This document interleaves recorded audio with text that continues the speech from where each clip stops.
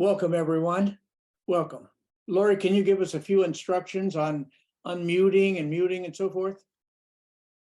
I can. So we love to have everyone's camera on so that we can interact. And if you do have questions and you can't, get our attention, you're welcome to send me a message on chat. Otherwise, you can unmute yourself to speak when you're ready. But we'd like to have everyone muted for the, while others are speaking so that there's no interruption. But any questions, I'm available on chat, and I'm available at the office number 2, so you can give me a call. A suggestion is that you jot down any questions that come up as you listen to the interaction today. We're honored to have our guest, Dr. Mark Looney. And so whatever comes up that appeals to you or you would like to expand on at the end of our interaction, let's go ahead. So Dr. Peterson, Dr. Looney is your client. Can you introduce him and tell us a little about just a couple of high points so we can know how important this is? Well, thank you. Mark, you and I was just looking through notes. We started almost 10 years ago exactly now. I mean, it was January of 2013 when we first spoke, and you and Greg and Wes and I all got together and had a good conversation, and you decided to move forward with an AWOL program. So as I look back, it was interesting to see what your thoughts were and what you were considering at that time. Would you like to just talk a little about what you were thinking? And then I'd like to get into, as you expanded and further into where, from that point to where you are today.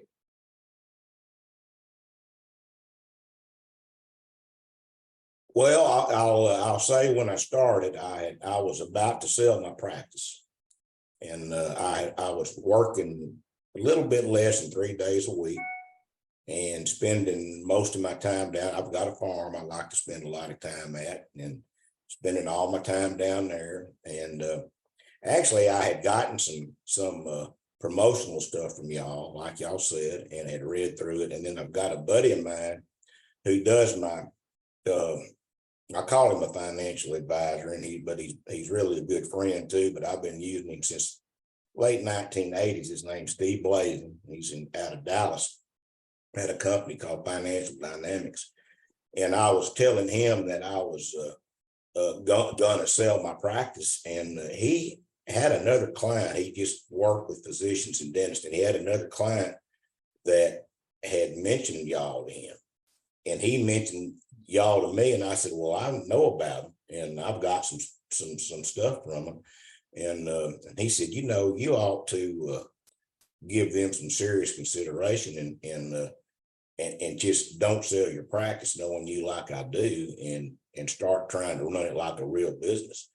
And so I did, and then that's when I called y'all, and I talked to you and liked what you said, and then talked to my wife Lisa about it. And from what I remember, I think it was February, Valentine's Day weekend, and so we figured we'd fly out there to Phoenix and make a fun trip out of it, and then meet with y'all at the same time. And we did, and I liked what y'all had to say, and just thought, okay, I'm in. I'm going to do it. And so I did. And at the time, I had 3 employees. I had a hygienist, a front desk, and a chairside assistant. And I was sharing space with another dentist, had a 2,500-foot building, and he had half of it, and I had half of it. And we shared a waiting room and also a reception area. And he had the same staff I did, three employees. And I was just kind of piddling along and not really getting much out of anything.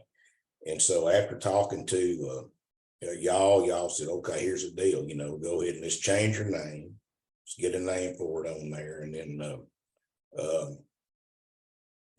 and I'm going to give you the program, and you follow the program. And I said, I'm in. So I started doing it. And I had to get the other fellow, his name was Ed Camper, and he had already been talking about moving back to his hometown in Tennessee. He was tired of dentistry and wanted to get out of it. So I told him I needed this part of the building and would he sell it to me? And I told him I'd go ahead and buy whatever patient base he had.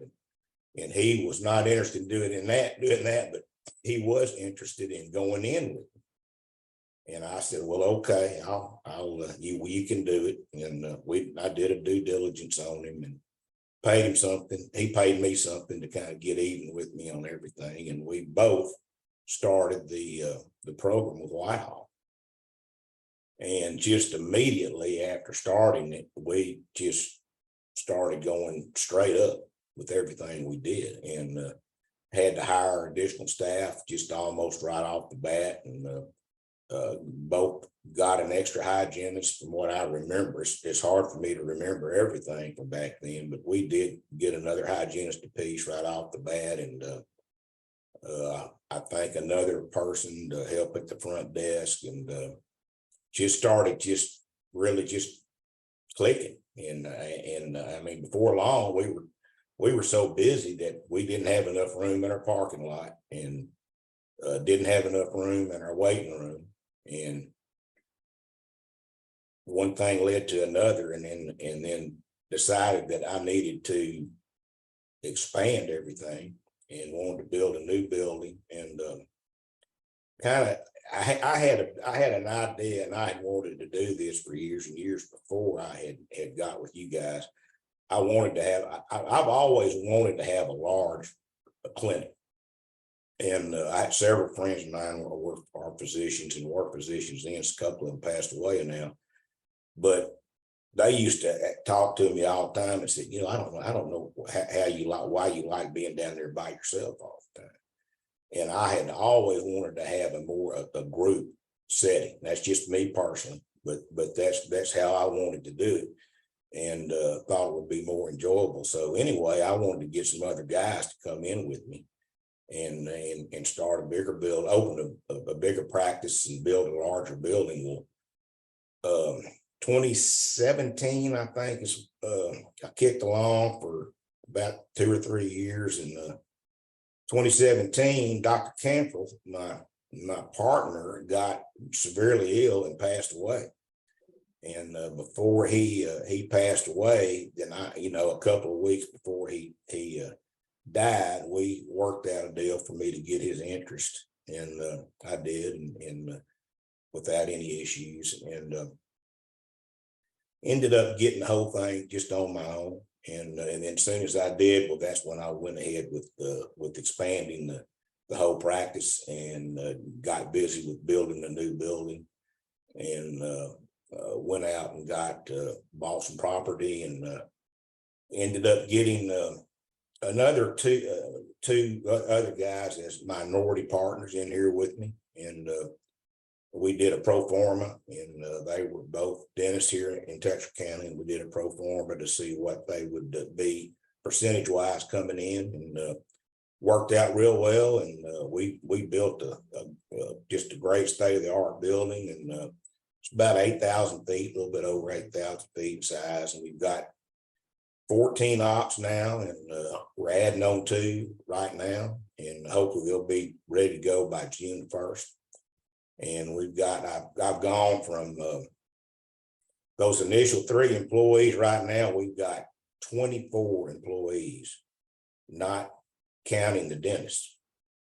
And really, another thing I've told both the other guys here, when we built, the only thing we did wrong building our building, we should have doubled the size of it. We ought to have about 16,000 square feet, have about 30 ops, because I know if we did it, we could keep them all busy. I mean, there is no question about it. And we are so busy, we can't handle all the people that want to come in here. And I stopped doing clinical dentistry February of 2018, and have not done any since then. And I spend my time managing. I don't micromanage. I just kind of watch everybody, and got a great clinic administrator. She's just a whiz, and just couldn't ask for anybody better. to be running the show. And I just kind of just watch her and push her along sometimes. And I'm having more fun than I could ever have imagined at my age. I'll tell you, I'm 69 years old, and I honestly I couldn't think of anything working out any better for me. And I'll say I've done it I've pretty much done everything that Ron Whitehall has advised me to do, and I've gone to until y'all quit having the masterminds. I think I went about half the time. I think I went out there a couple of times a year. Then I got to where I was only going once. But I stuck with the program, and it's the best thing I've ever done. Being a dentist, I just don't know what else to say about it except it's just worked out great for me. And I'll have to say I've got the. I think it does take a special type of personality maybe to embrace y'all's philosophy and really make it work. And I don't, I mean, you just got to just really be bought into it. And if you are, I honestly, it's just, I can't say enough good about it. So, and here I am, and I don't know, I don't have any plans to stop anytime soon. As far as your AWOL strategy goes, I mean, I am basically I'm doing the AWOL strategy, and I go and do anything I want to do. If I want to leave tomorrow and go somewhere for 2 weeks, I just go tell Ashton I'm leaving. I'll be back in a couple of weeks. Bye. and just I just can't, and I do a lot of that. So but it's just worked out fabulously for me, and income wise, it's just gone up just like everything else. I don't ever worry about the income. I just worry about taking care of the staff and the patients that come in here and doing a great job with all of them, and know that if they're all happy, well, I'm going to be happy, and that's my focus. You know, Mark, when you were looking at the building, I'm getting feedback. Can you guys hear me okay? Yes. Mark, when you were looking at building the building, I know you invited and had a number of other dentists in town that you talked to and worked with for over a year. Tell us a little bit about how that worked out. You want me to tell you that part, do you? Yeah, tell us that part. Yeah. Okay. Well, you know that I'll throw this in there. One thing that I have discovered doing this is dentists are we are. When I say they, I'm gonna have to. I'll include. We're a different breed of guys and women, and I did not know how different in every aspect of the word until I started dealing with a lot of it, and had initially wanted to get 6 dentists involved in this thing and just really get big with it, and had besides Chad and Todd who came in with me, 4 other ones. Now one of them was also Dr. Campbell, who passed away, but the other ones were just so caught up in, I'm going to say tit for tat, and just being afraid that maybe I was going to make more money than they were out of it. And they were going to have to work harder than me. And just rather than being only interested in what is going to work good for them and how well it was going to work for them, I guess really and truly that just a lot of dentists are just too greedy. And it just didn't work out. And with all the rest of them for various reasons. One of them, we were going to sign papers to get everything started. And then the night before he called me on the phone and said he was pulling out. This is after signing the letter of intent that you gave me to have everybody sign. And so I just said, okay, well, I wish you well and bye. I don't think I'll be talking to you again. But it worked as it's worked out in hindsight so much better than it would have had I done it with all the others. And this particular fellow, I'm so glad he didn't come in. I'm very happy he did not come in. And it's worked out great. So yeah, I've run into some roadblocks, and I've gone around a couple of them, and a couple of them I've just gone through them. But I've never slowed up. And I'm here. I mean, like I said, I had a partner, and one of the guys that was going to come in die. I had one of these other guys pull out at the last minute, and I just kept on marching. And as my dad used to say, always keep your eye on the horizon. And I always have, and I still am. And still got plans to keep growing. I hadn't stopped yet. Did you maintain 50%, or how much did you? Yeah, I've got actually a little bit over 50%, but none of us have we've got to have a super majority. The way we worked our deal, we've got to have 66 2/3% of the voting stock to be able to do anything fiduciary with the business. And so they do, and in our organizational papers, I'm written into it as a managing partner, and these guys, both of them are younger than me, both of them are in their 40s, and they both,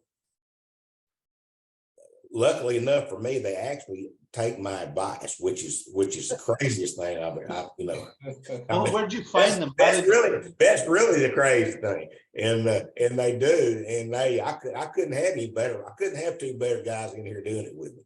Did you work with them? They get out there and they grind, and we've got 2 associates too, and so I've got 4 guys doing dentistry. We've got 7 hygienists.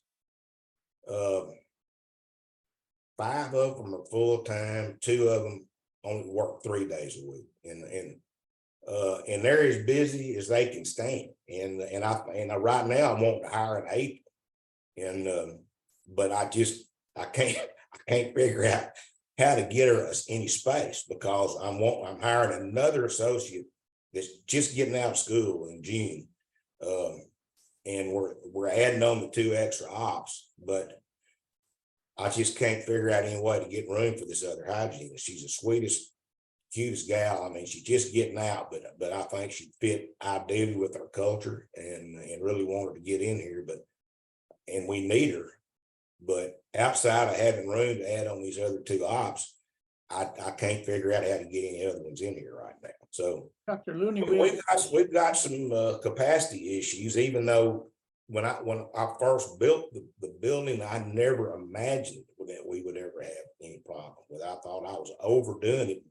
Really, within a year, we opened up the first month that COVID started. When we moved in February of 2019 in a new building, COVID starts in March, and we still killed it, even that year, the COVID year. And by the end of that COVID year, we had already outgrown the new building. Dr. Looney, a question came up. Somebody wants to know who wrote your paperwork for your partnership, ownership, etc. Can you give us a name? Well, an attorney here in town, in Texarkana. Okay. I'm sure if y'all wanted to do it and you wanted me to give you her name, I'd be happy to give it to you. But it was a local attorney that specializes in business and in tax matters. Good. Okay. Now I got a question. The clinic administrator you say is so great.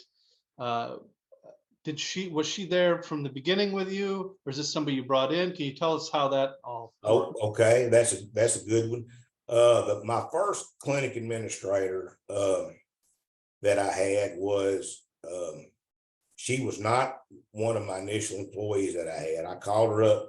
I had known her because at one time she had worked for Dr. Cantrell as his front desk person. And she was older and kind of wanted to retire, but I knew she was really good at clerical things. So I called her and got her to come and just kind of start. This is the very first year I did this. And she stayed till we had a disagreement. And I didn't have a disagreement with her. She had a disagreement with a couple of my other employees. And so she ended up leaving. And then I hired a new gal, and Amanda Mike, and she was just fabulous. And I mean, she just smart as a whip, just picked everything up just better than I could have ever imagined her doing. And I think she just scored on all the tests y'all give. I think Ron told me at least at one point she scored higher than anybody y'all might have had doing it, and which I believe. What was her background before you? Was she from dentistry? Sales. She was in sales at department stores. She'd also worked in a bank briefly. She just very good.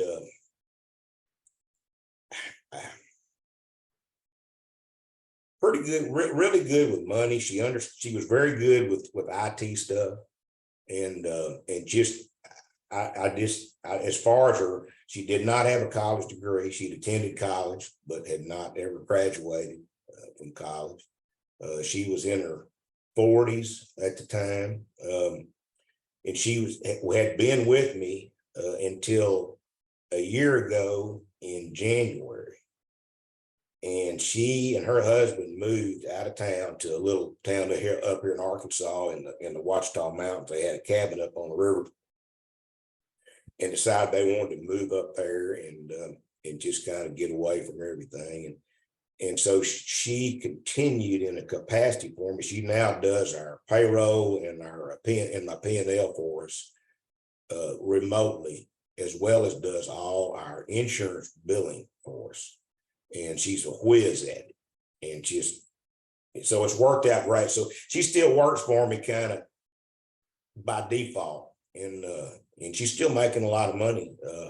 We're paying her. I was paying her 3% on her billing, and just starting this in April, I've gone down to 2.5% with her, and but she still stays in touch with Ashton and then and me on a weekly basis. And then now the girl that I've got now was one of my hygienists, and hired her. Her mother is a hygienist of mine, and so she had gone to hygiene school and got out, and I loved her, so hired her as a hygienist, and she's just smart as she can be. And so when Amanda was preparing to leave, we discussed who we should consider to take her place, and both of us hands down thought, well, it needed to be Ashton. And so I talked to Ashton about it, and she was all in, and she just is eating it up. She loves the business aspect of things, and she took Amanda's place, and honestly, she had not missed a lick. She has done better than Amanda, which I didn't think was possible. And I mean, for one thing, her rapport with the other employees is better than Amanda's, and especially with the back employees. And she's implemented 4 or 5 different things that Amanda never did come up with, and neither did I, to help things run smoother and to actually make the culture so much better than it has. We've always had a great culture, but she has actually improved. And I mean, we have, we went through a period there back when we first started that when I changed the name to Eagle Dental Center, and we advertised in some of the local magazine publications and newspaper and what have you. And, most of the other dentists in town really resented it. And I got some phone calls from a couple of them about it. And of course, I just said, well, you run your business and I'll run mine. And they didn't like it, and got some bad feedback from some other dentists in town because of the way I was going about doing things. And for a while, we actually had a problem getting employees to come because everybody thought we were like a corporate office, and like Aspen or something, we, of course, we're not. And of course, they found out real quick we weren't. And now the same guys that used to not have a lot of good things to say about me call me and ask me for advice. And I get it all the time. And one of the worst ones, he's just doing this all the time. And it's gone complete full circle with it. I mean, totally. And but getting back to the employee part of it, now we have tremendous amount of employees that work for other dental offices coming in here and bringing us resumes. And we've got a pretty good stack of them. And I mean, the hygienists, we have a franchise on the hygienists in Texarkana. Every one of them want to come in here and work. And why is that? What would you say if you were to give a list of reasons why everybody loves it in your office? What would you say? I would say we have the best facility without a doubt. We've got the best equipment. We don't scrimp on anything. If something new comes up, the way I look at it, if it's going to help us be a better dental office, I get it. And I don't even hesitate about it. And the employees understand that. They see that we don't hold back on expenses for things that we need, and we don't hold back on expenses on anything, including our employees.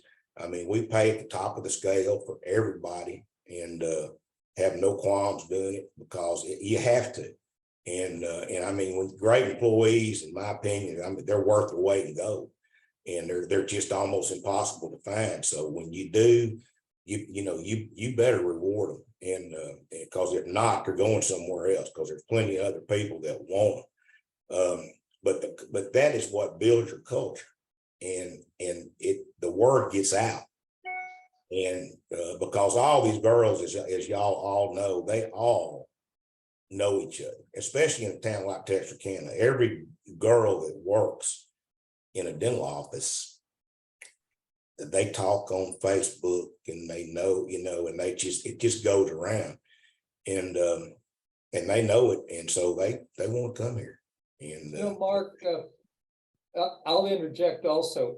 Ashton, I think, has really improved your culture. It was good before, it's even better now. And I think with her, she's just very dynamic, she's very thoughtful, and as someone who is still a practicing hygienist, she really relates well, not just to the staff, but to the doctors. So, and to throw some accolades to you too, how many years in a row has Eagle Dental Center been voted the best dental office in the Texarkana area and Texas, and the dental center also the best place to work, or one of the top 3 places to work of any business in Texarkana?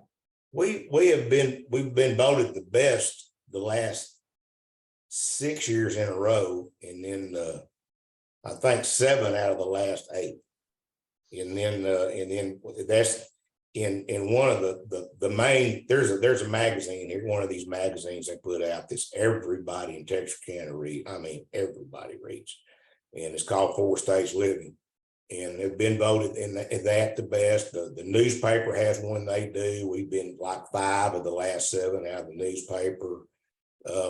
We have patients that come to us from 150 miles away, and we have them come from Sulphur Springs, Texas, Mount Pleasant, Texas, Shreveport, Louisiana, Alcadelphia, Arkansas. These are towns that are an hour and a half drive away, and we've got our brand is really, really well known in East Texas, and all over East Texas. And do you remember how many new patients you had last month? If you don't remember, I can tell you. I think it was over 200. 282. Your- Yeah. Your average month over the past, or your average number of new patients per month over the last year is 181. Yeah. Yeah, I mean, you're right. We just get so many, and the patients come in and just, I hear them. I have in my office where I'm at right now, is at the end of the hallway, and of course the halls are so big and wide that you can hear people talk, and I hear patients just tell the staff, they come in here and they're, oh, this is the best dentist office I've ever been in. And I mean, I hear it every day. And it's from them. And of course, they tell the staff that, and the staff tells me, but I hear it with my own ears. And I just, that's honestly, that's what keeps me going and makes me stay involved with it and not want to stop doing it. And it's just a great feeling to see your employees happy and proud of what they do and what you are allowing them to do, and also be proud of the way that they make differences in these patients' lives when the patients come in here, because they do.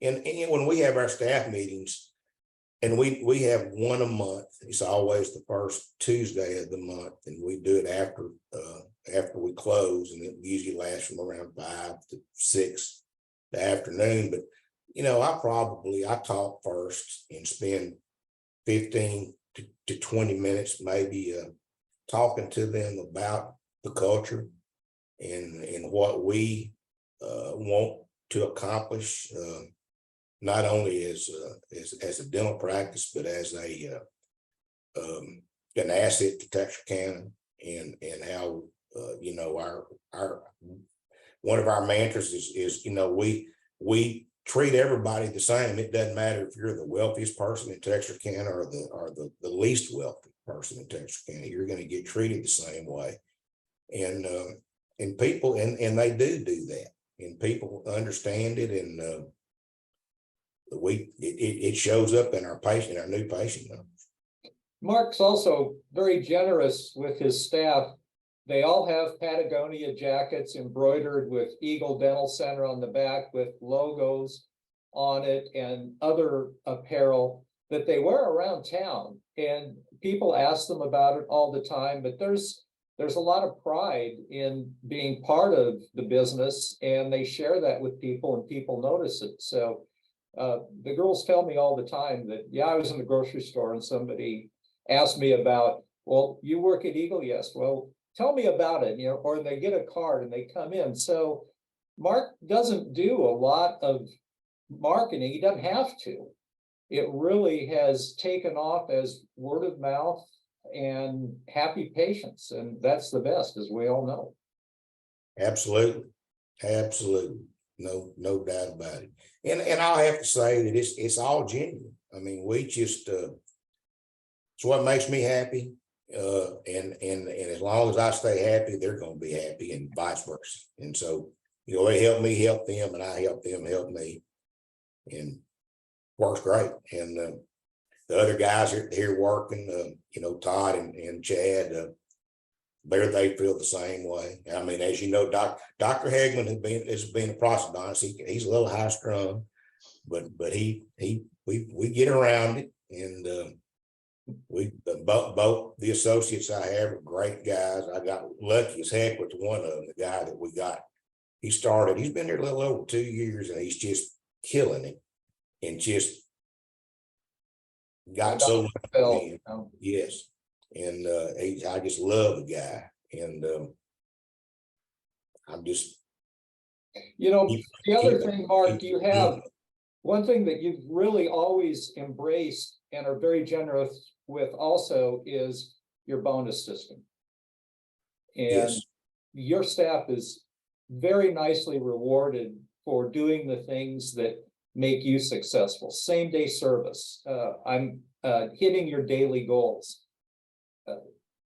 The numbers keep going up, and they hit it, and they make nice bonus checks. and Eagle Dental makes nice collection checks, so. Absolutely.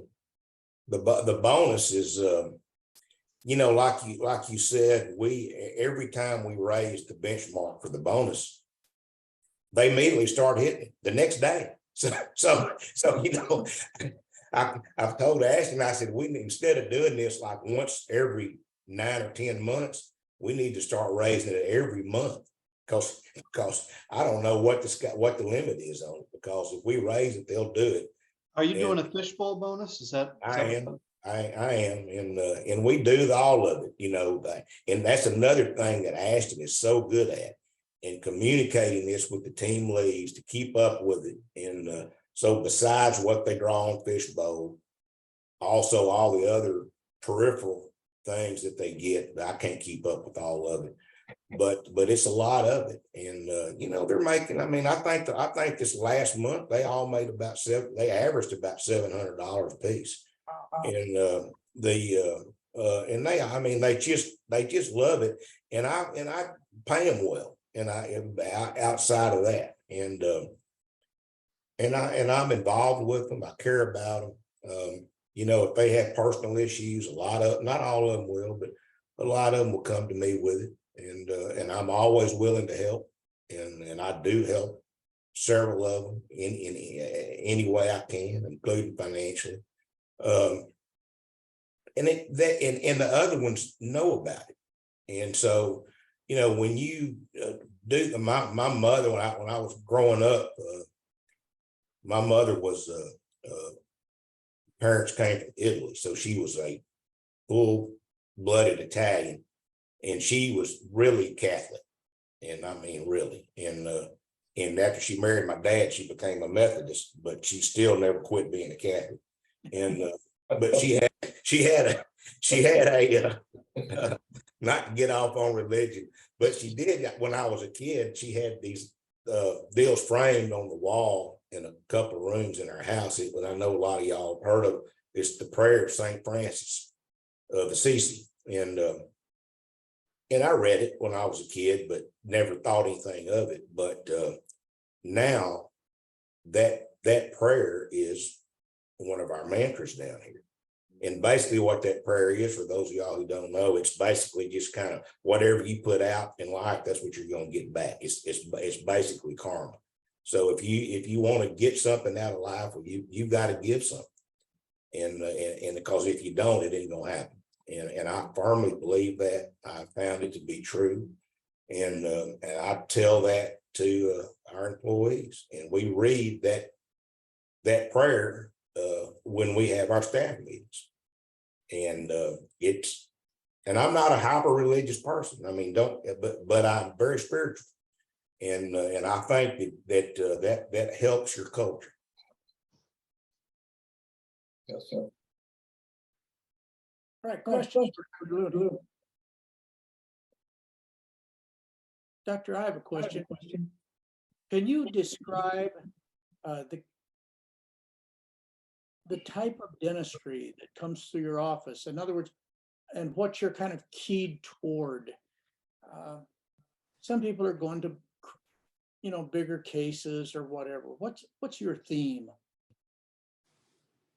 Greg, we do everything here. We try to make it a one-stop shop as much as we can.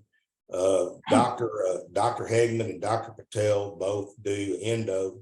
The other two doctors don't.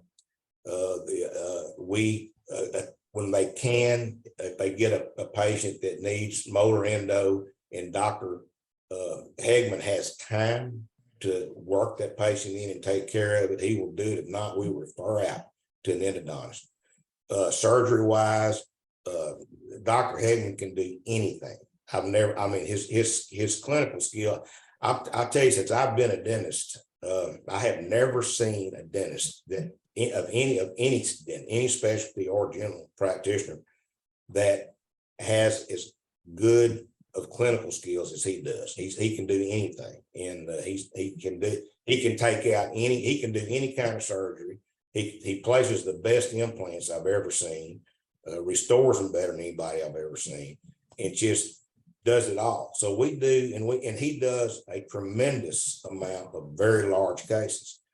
Dr. Patel does a lot of large restorative cases, but we do pretty much everything. We have patients that come in here that call in with toothaches, and they're just in pain. We don't ever turn anybody away, and if they're in pain, we see them one way or another. We're going to take care of them, and they get in here, and unless it's just a very, very different type of circumstance, they don't leave here without us taking care of them.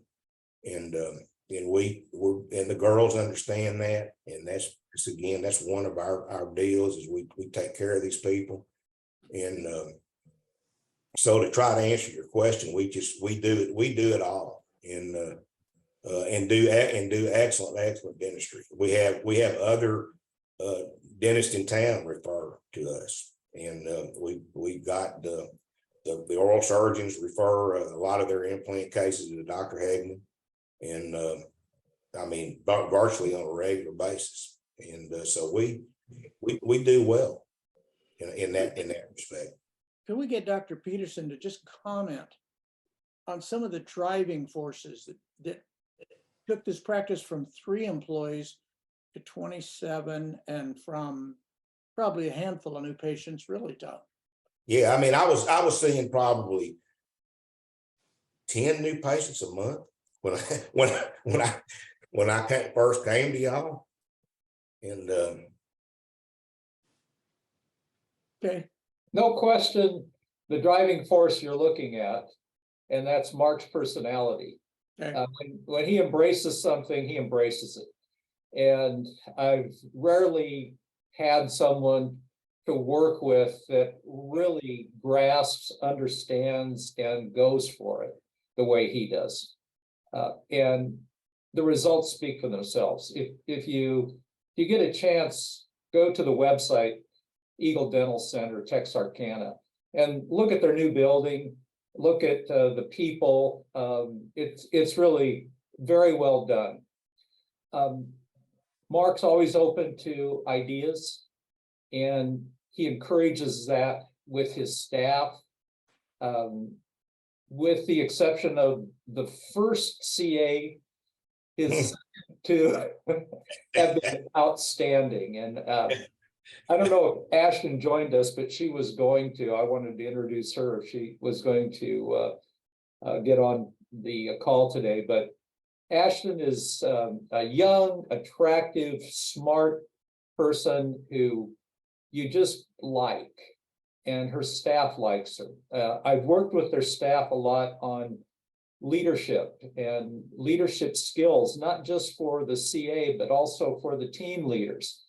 And they all got fully engaged. We've gone actually through some books on leadership and actually almost done like a book study club. And they still use a lot of that material and refer to it. And that was what, 3 years ago or 4 years ago, Mark? Yeah, about three. Yeah.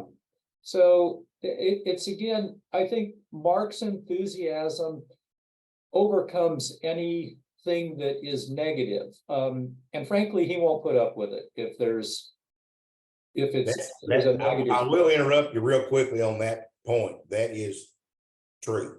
Now occasionally we have had some that did not really fit what we wanted with the culture. They were good people that just didn't fit, and we didn't hesitate to let them go.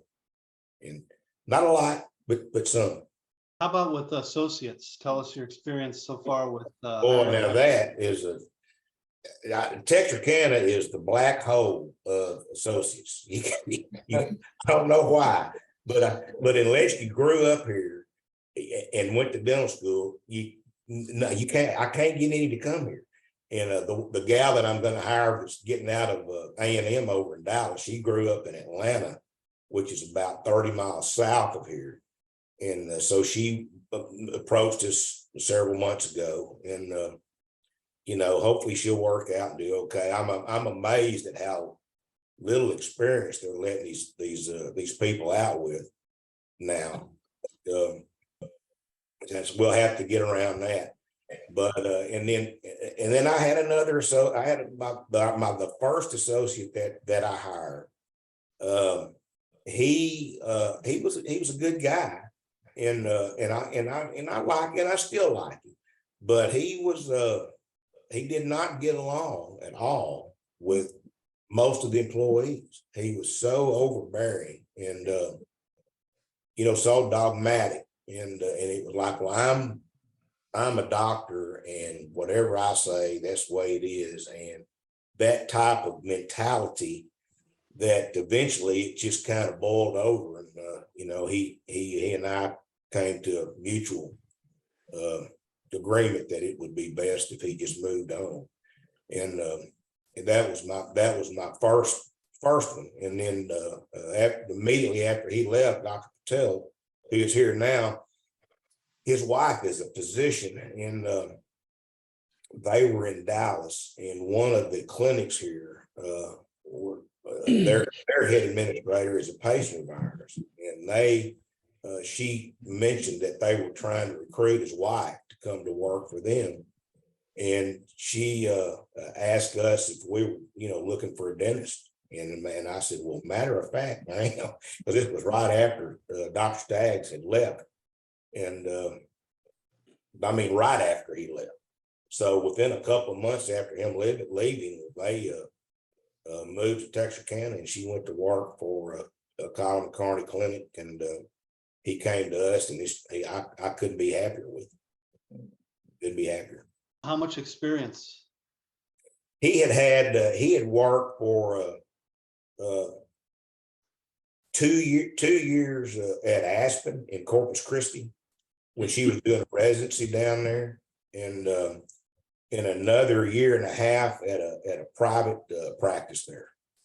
And so he had some experience, and he very, very mature. He's just 36 years old now. Very mature, in my opinion, emotionally for his age, and also very ahead of the curve clinically. And and so really in every aspect, the patients love him. I mean, he's got the best chairside manner, and he's just so much exceeded my expectations. Now, Dr. Levine, our other associate, he actually was in dental school with me, and he was at one time, he was the president of the state Academy of General Dentistry in Texas. He's been through every continuum at the Pankey Institute, and he's been to Spear and Ross Nash, and all those old school guys. And one time was just a primo clinician. Now he's getting older. He came to me. I called him right after Dr. Cantrell died, and I knew he had gotten a divorce, and was wanting to get out of Houston. And so I just said, well, if you'll just come on up here, I've got a spot for you. And so he did, and he's worked out well. I'm not going to say great, but he's a good producer, and he's worked out good. So he's our other associate. And do you guys, I want to go back to the marketing. You guys don't do much marketing at all? I mean, well, we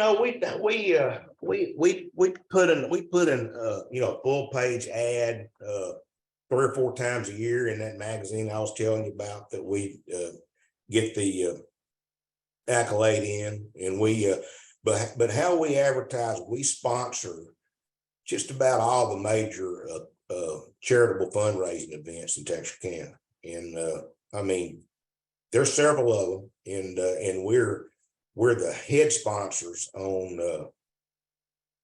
3 or 4 of them, and we get a lot of exposure by doing that. It costs a lot of money to do it. I mean, we spend several $1,000s per sponsorship to get the lead on. But when it does, I mean, they splash us all over the place. I mean, we're in every publication in Texarkana. They put us on TV, so we pay them to be the sponsor, and it's for such a good cause. So, you know, you're killing two birds with one stone, so to speak.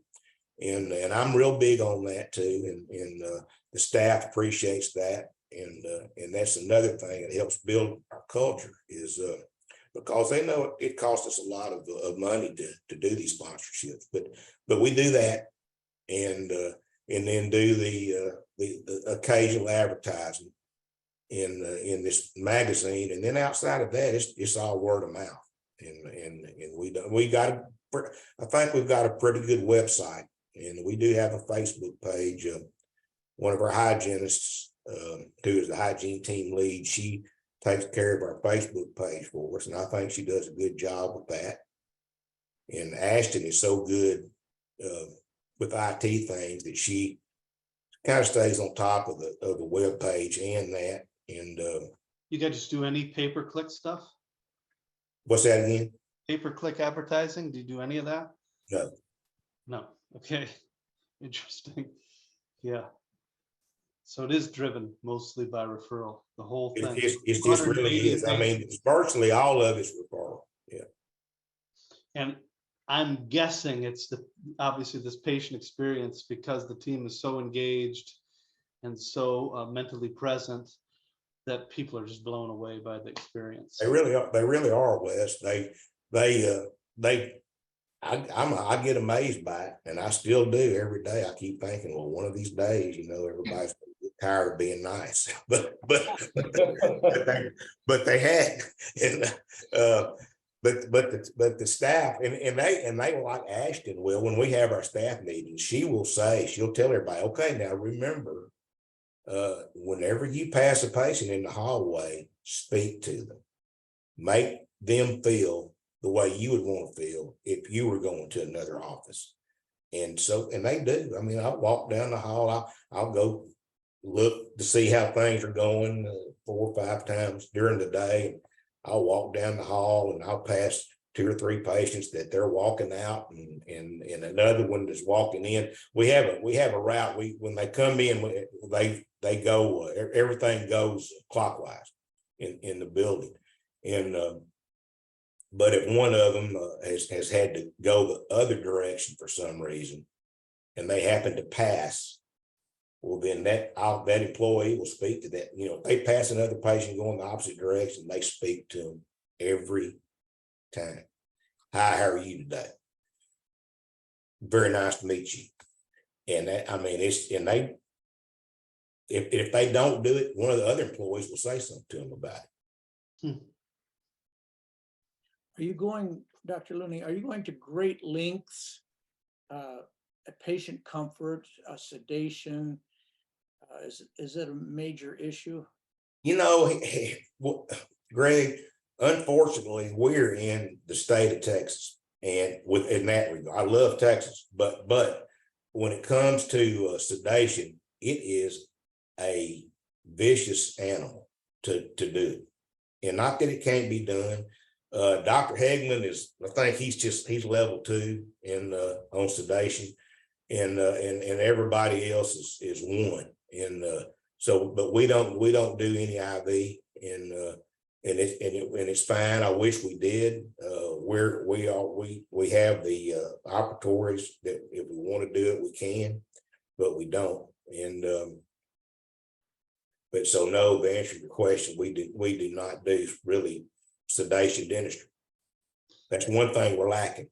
Are you guys in network with a bunch of, or is that kind of? Oh, yes, no, we are. We're in that. We take, one reason we get a lot of patients, we take a lot of insurance. We're in a lot of insurance PPO. Now there's maybe a couple of them that we're not in, and but every other dentist in Texarkana is too. I mean, they're all in them, and that's one of my I say that I've told other dentists here in town this. They've called me about it and asked me and this, that, and the other.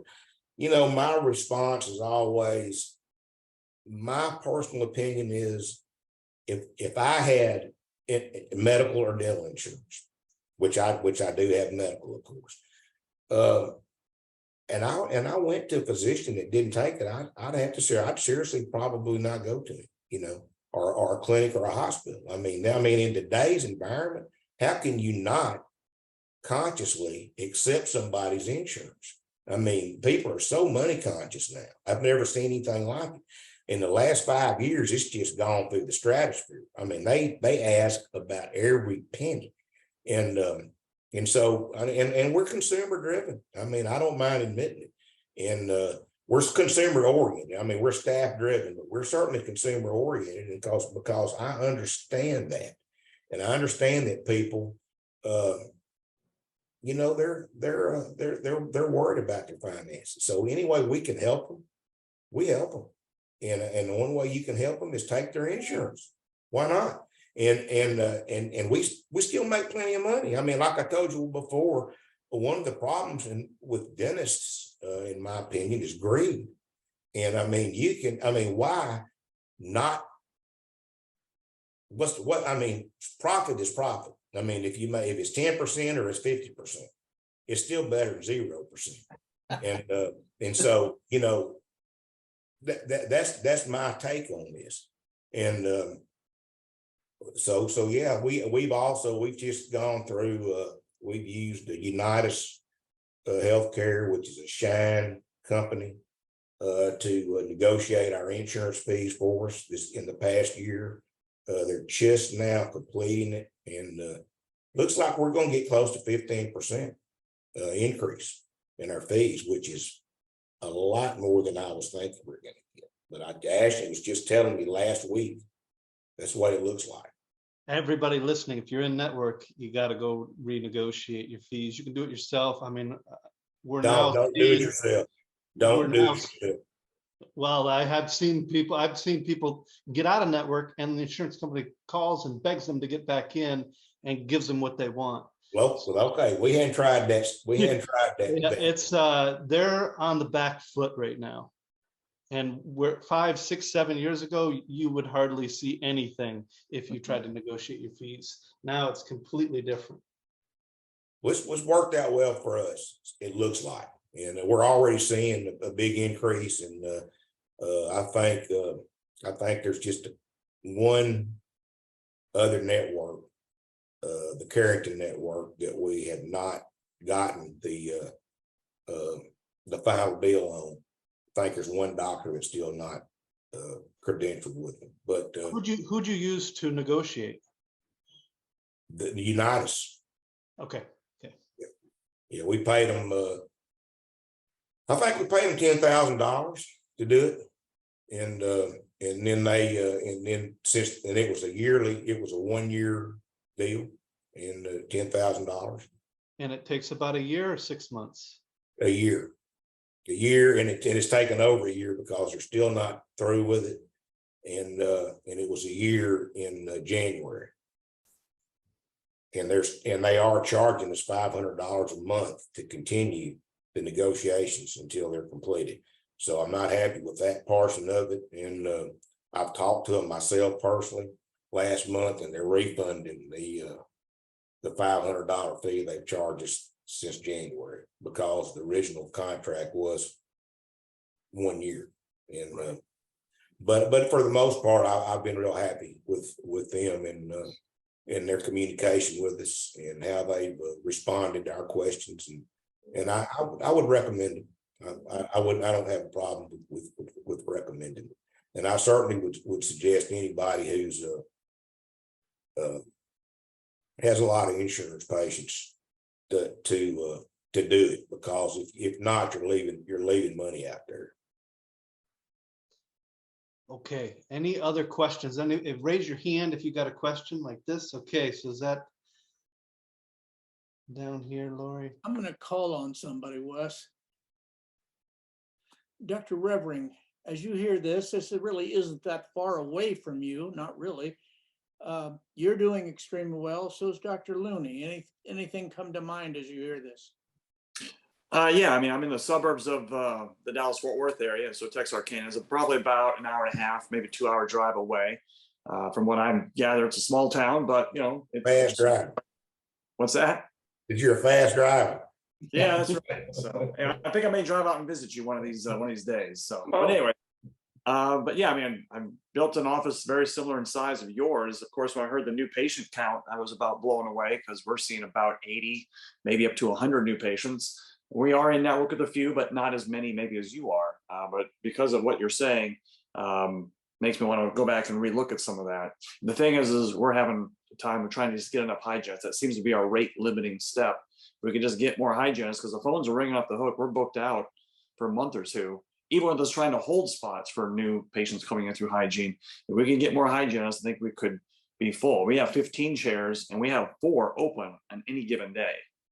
I also think we're probably referring out too much. I think you're trying to do it all in-house. So I think it's nice that you have all these different associates that can kind of do different things. Whereas us, we're all kind of the same. With me and my associates, we all do about the same procedures, but no one seems to gravitate towards one particular area. But does that seem to be like your thing is, you know, you have like one guy who really likes endo and you got another one who likes surgery and somebody else who does big cases. Do you find that that balance works out pretty good, referring back and forth within the office? Yes, it does. It works very well. Works very well. Dr. Hegman is he's a board certified prosthodontist, and like I was saying earlier, he can do anything, and he likes to let everybody know he can do anything. So whenever that comes up, you know, it's not ever a problem because of that, and then. So no, to answer your question, it works well for us. But I'll say this, the staff, if the staff did not know the personalities of the doctors and really understood what they tolerate and what they don't tolerate, there could be a problem with it. Because we're so busy. I mean, and you're probably the same way. We start at 8 a.m. and you know, try to stop at 5 p.m. But I mean, from when we open in the morning to when we close, we never stop. Every doctor, every staff member, every hygienist is just, I mean, they never stop. And right. And now there's some times when they do get a glitch where there's some time in there, but it doesn't last long. I mean, because there's somebody that's coming in, there's somebody coming out of the hygiene room, or there's a patient calling in pain, that we get them in there. Yeah. And so we utilize the facility and our time 100%, all day long. And that's one of the in my opinion, probably one of the main things that we can do as business people. Utilize your facility and utilize your staff. I've told them this. I said, look, we don't pay you to lollygag, and so we pay you well, take good care of you, and in return, we would like you to put out the effort to work. And then not only work, but do it well, and do what you do and do it well, and then some. And they all strive for that. So it works. In any way, I got off on a tangent there, but yeah, it works well for us. Yeah. Well, I mean, that volume, it seems like you just have to be by default busy. We're a machine, and patients will comment on it. They'll come in and go, wow, I can't believe how y'all are just, there's never a log jam. And at the other office, before we moved in this one, we had a lot of them. I used to call it wreck on interstate, because it'd be like, you had one that just starts stacking up behind you. When that starts going on, man, it's not fun. And that's definitely what led me to make the decision to build the new office and to move, was issues like that. And but you don't have the right staff and don't have the right leaders, you especially when you get to be that busy, you just can't make it work right. No, is it just me, or is it unusual for a person who's 69 years old to be wishing he had built 16,000 square feet instead of 8,000 square feet. I mean, that, but I will say that being on the sideline kind of and not chair side, you are positioned to go the distance with that, but I thought that was great. I hope others notice that. Dr. Scott Sayer, can you unmute and comment on what you've seen Dr. Looney progress through? Hey, everyone. So Mark, Dr. Mark, this was one of the best Whitehall stories I've heard, and trust me, I've heard a whole bunch. You're doing a fantastic job. I'm going to just tell you this. Listen to Greg and Wes. You want to take it to the next level, you can. Dr. Peterson. You know, that's And the Dr. energy, Peterson. you know, if I had started 30 years ago instead of 10. Nope. Yeah. Sorry. So sorry. I'm 69 also. I'm going to take it to the triple level. Okay. And the quadruple level. I want to make a legacy practice. You know, Heartland didn't sell for a long, long time. And they finally did. And he's still the CEO. And Pat Bauer is still the president. And they sold off to, you know, 1.1 billion. I'm just telling you that your idea in small town Texas is a total winner, 100%. I've taken some notes, and I'm so pleased with what you're doing. It's exactly what I did. I listened to a videotape with Greg, threw it in the trash, and said, "This guy's an idiot." And then I listened to everybody in Whitehall has heard this story. And then I got the next one 3 or 4 years later, and I'm in the dumps. I mean, I have 0 new patients. I got $1 million practice, but I have 0 new patients. And he said, capacity blockage. If you don't have an assistant for a chair, you don't have a chair, you don't have this, you don't have that, you're not going to go anywhere.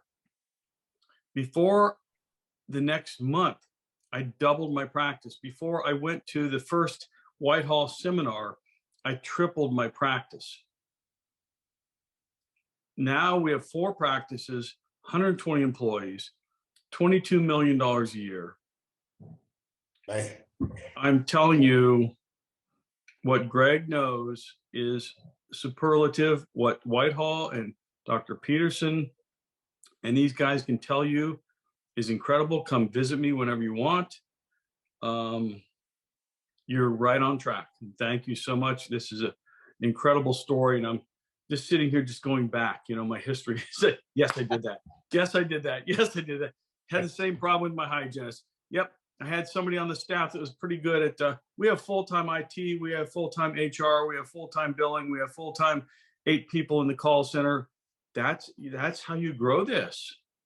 Come and see me. Would love to.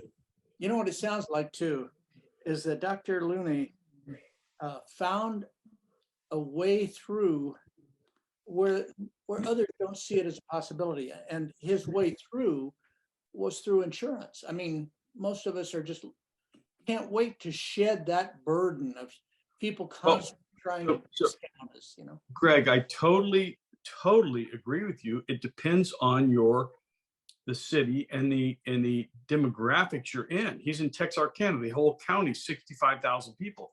His town's half of that, 35,000. I just went and looked it up right now. So guess what? He's got to deal with that. I'm in the town of 2 million plus, next to Dayton, next to Columbus, next to this and that. I dropped everything I could and went straight uphill.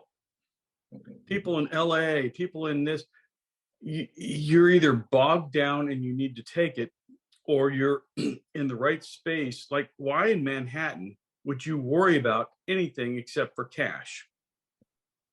If you're in a building that houses, I don't know, 20,000 workers, and you have a dental office there, and that's where they're going to go, why would you worry about anything else? And you probably got 5 implant cases a month. So we have stopped all of our insurance except for one. We do Delta Dental, the major one, and we do 400 implants a month. I got 5 associates and 5 hygienists in the main office. We do $13 million a year. You know, everybody has to make their own business decisions. And Dr. Mark, you made a really good one because of your location and what you're doing. Help everybody get the word out. All, you know, you're growing just by word of mouth. That's fabulous. Why pay money into, whereas I do huge marketing. I have all associates. I have associate practices. Whitehall, the beauty is that they coach you through all of these different venues. And so they've helped you dramatically. And that's, I think this is amazing. He found a way in Texarkana really to shine. You know, he put a nice staff together with an open insurance approach, and it's doing great. Yes. Anybody else, Dr. Lemonnier, do you have a observation or a comment you would like to share? You have to unmute.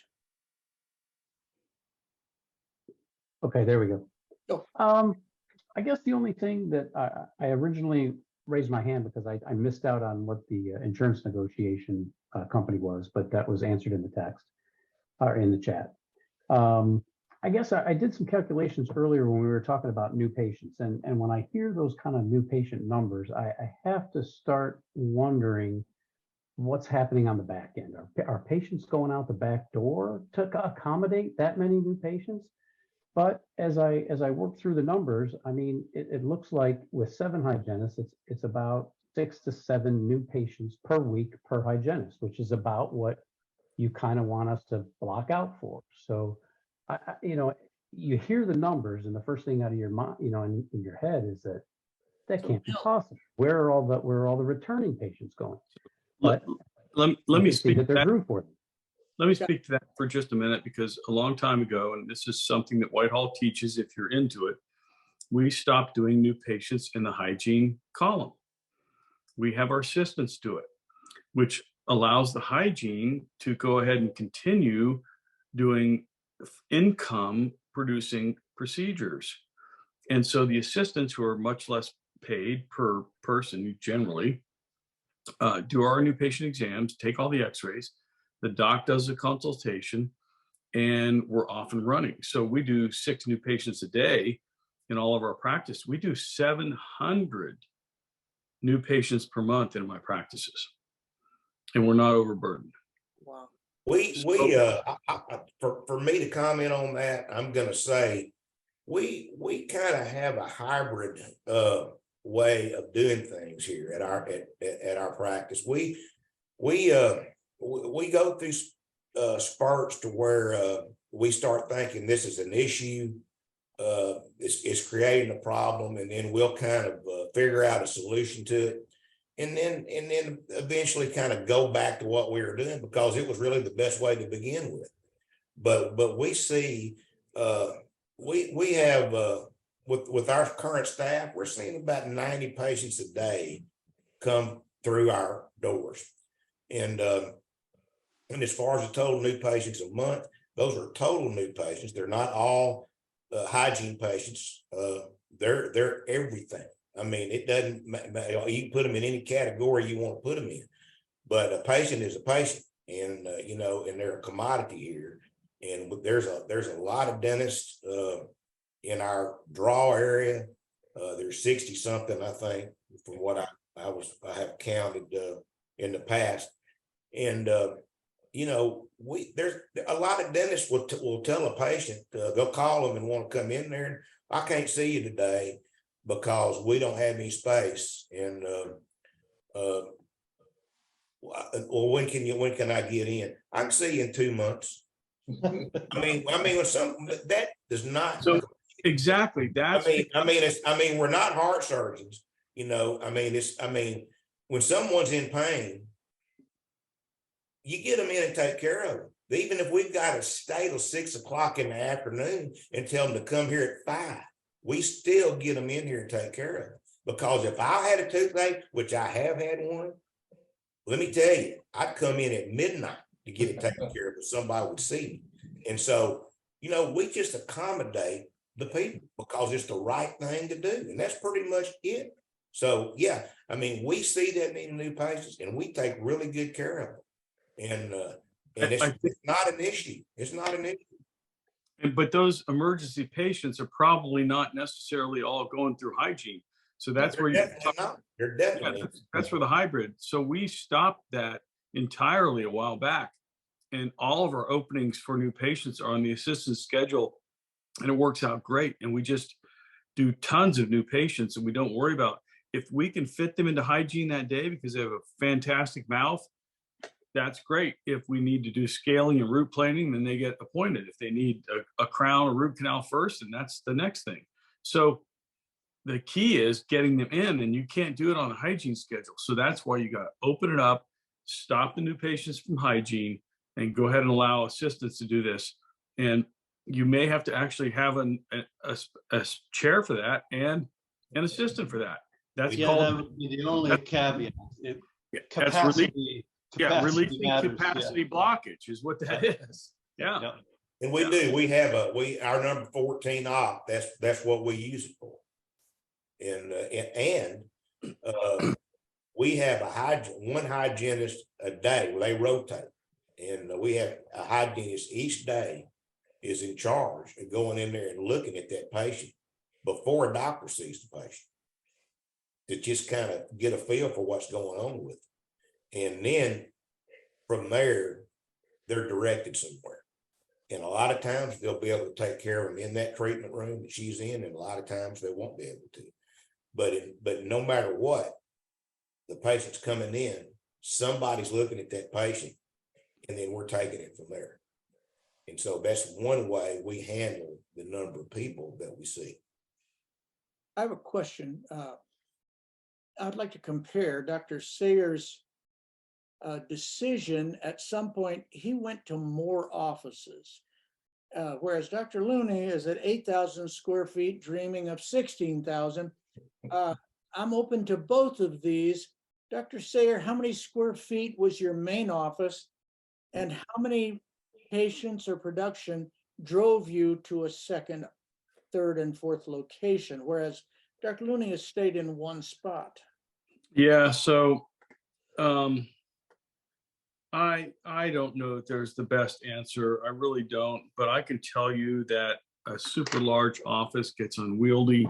You have to have all these staff coming in. You've got to have a schedule. You've got to have everything scheduled right. People get sick. They're not there. We have 17 chairs in our office, our main office. I've decided that my secondary locations are going to be 10 to 15 max. Okay. I think that you get to a point where things are really unwieldy. That's just my concept. You know, sometimes years of experience will tell you something.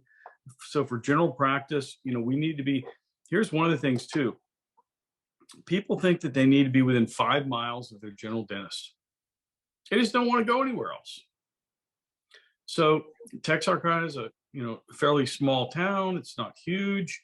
People are going to come to you from a few more miles away, but maybe you need to move to the next town 20 miles away and open an office there.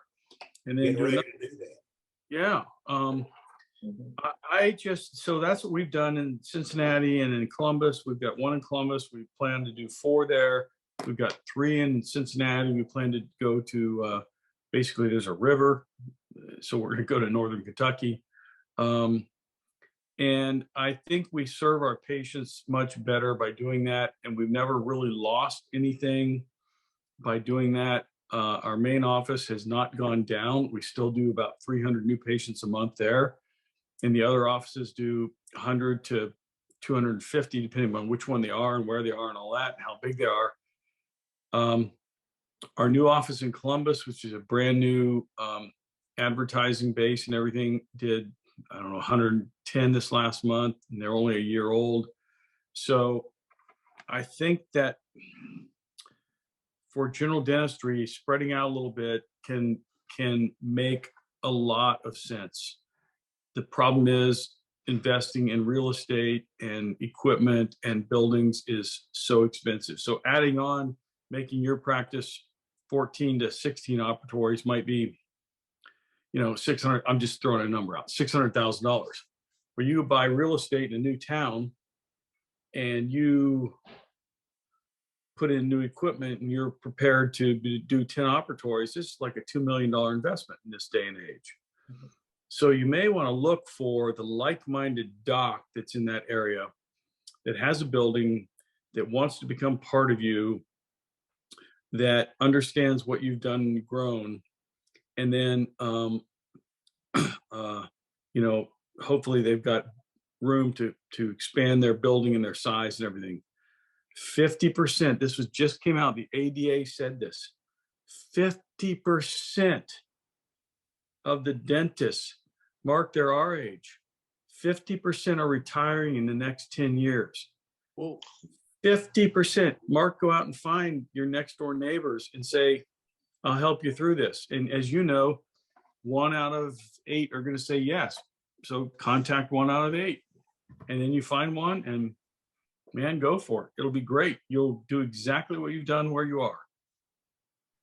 Dr. Sayer, did you find any envy at Dr. Looney's being out of the direct line of fire? I mean, he's kind of an absentee owner a bit. Quite a bit.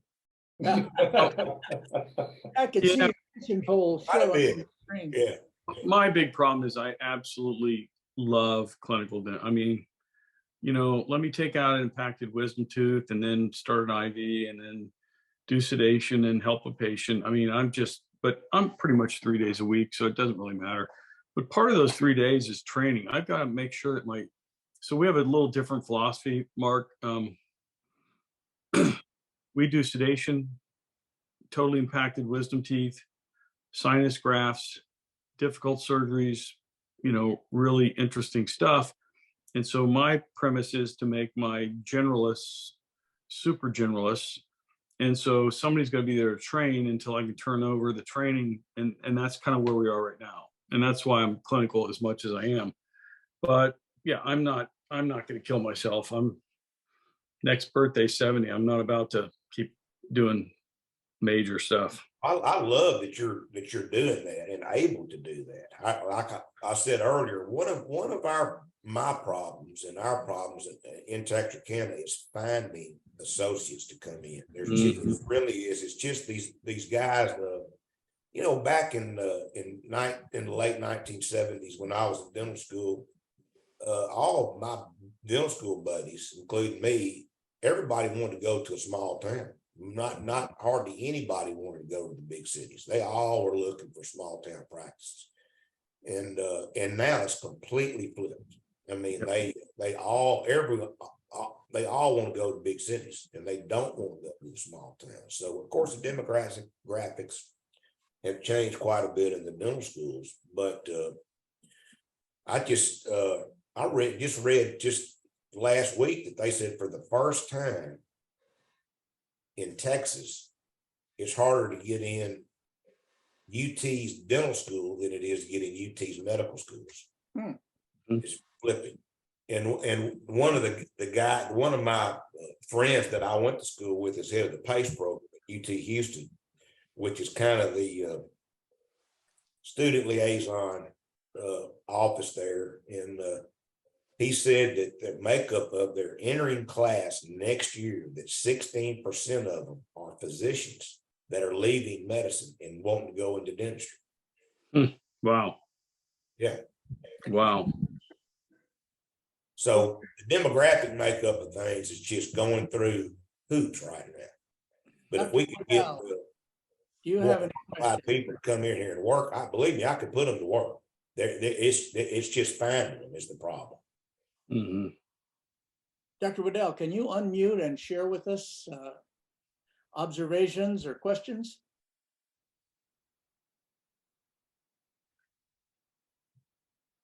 I'm